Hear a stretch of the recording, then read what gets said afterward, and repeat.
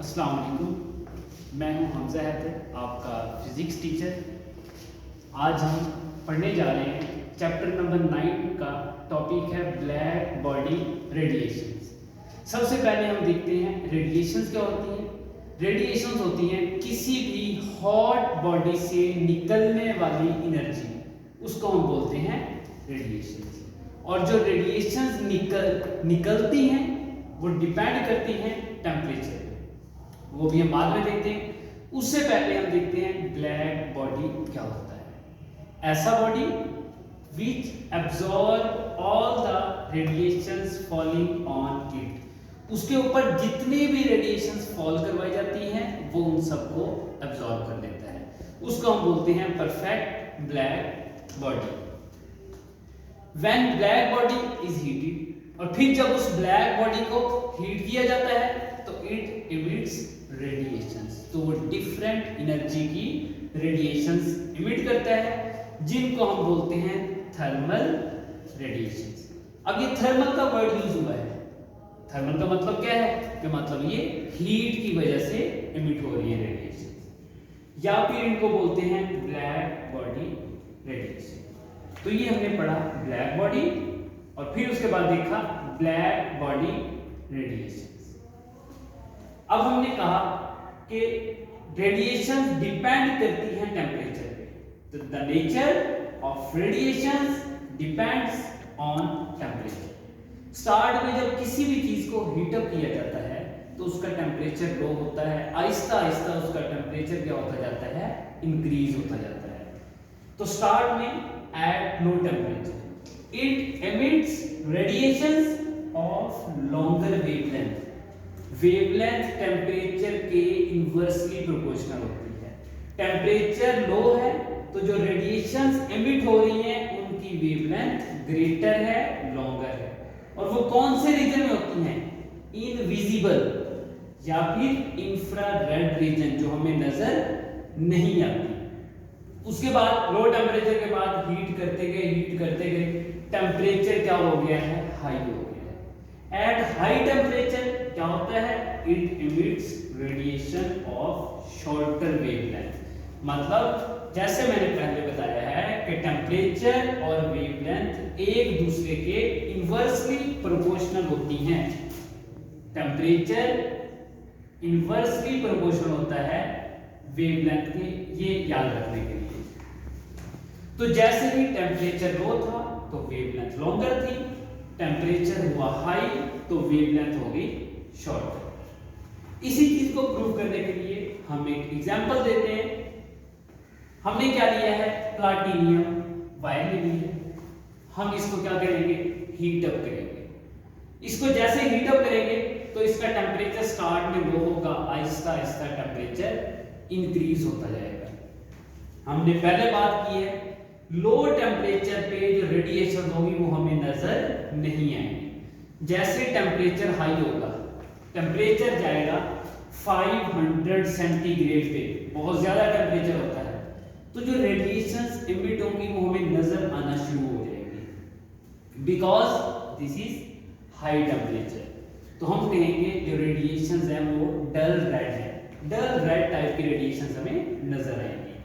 उसके बाद टेम्परेचर जाएगा 900 पे, तो इमिट होने वाले रेडिएशन जो है उनका कलर चेंज हो जाएगा चेरी रेड में, एंड देन टेम्परेचर पहुंचेगा 1100 पे तो वो कलर चेंज हो जाएगा ऑरेंज में।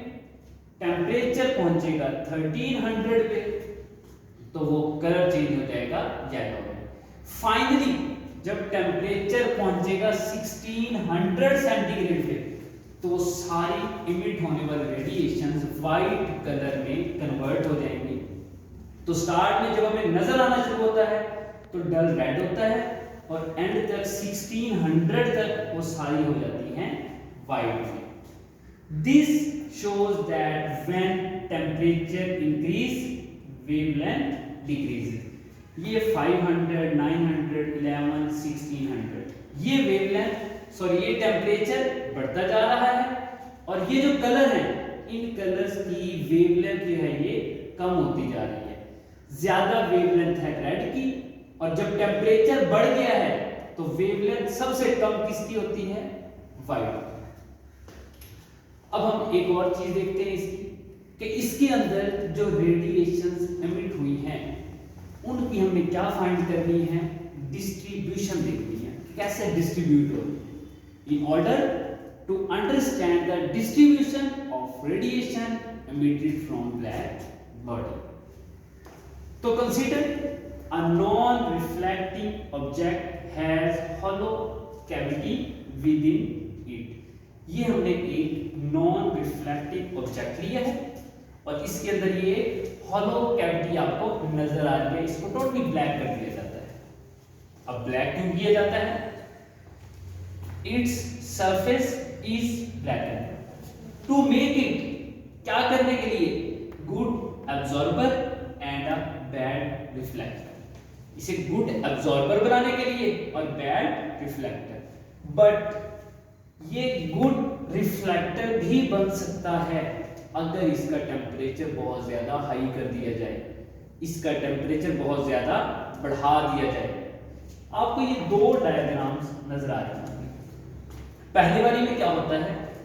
पहले वाले में ये एब्जॉर्ब कर रहा है, रेडिएशन को एब्जॉर्ब कर रहा है और अंदर जाके ये सारी ऐसे रिफ्लेक्ट होती जा रही है, रिफ्लेक्ट होती जा रही है। तो यहाँ ये इसकी हम कहेंगे एब्जॉर्प्शन हो रही है। यहाँ ये क्या कर रहा है? एब्जॉर्ब कर रहा है। तो हम कहते हैं ये आइडियल एब्जॉर्बर है। सेकंड ये है आइडियल रेडिएटर। जैसे मैंने कहा कि ये गुड रिफ्लेक्टर भी बन सकता है अगर टेम्परेचर बढ़ा दिया जाए। तो हम टेम्परेचर बढ़ा रहे हैं, इस वाले होल को हम हीट अप कर रहे हैं, टेम्परेचर बढ़ाते जा रहे हैं। तो उसके बाद क्या होगा? ये रेडिएशंस को एमिट करना शुरू कर देगा। तो हम कहेंगे ये वाला पार्ट इसका, ये इमर्जिंग रेडिएशंस है और इसको हम बोलेंगे रेडिएटिंग। इसको बोल रहे हैं अब्जॉर्प्शन और इसको बोल रहे हैं रेडिएटिंग। तो इसलिए ऊपर वाले में हमने कहा आइडियल एब्जॉर्बर है और नीचे वाले को हमने ये देखा कि टेम्परेचर बढ़ा रहे हैं तो ये रेडिएशंस को एमिट करना शुरू कर दिया है। तो it is ideal radiator also. तो यहां तक था ये हमने कैसे रेडिएट हो रही है, इसकी energy distribution diagram. Next topic में इंशाल्लाह हम इसको फर्दर डिटेल में एक्सप्लेन करेंगे। यहां तक के लिए अल्लाह हाफिज़।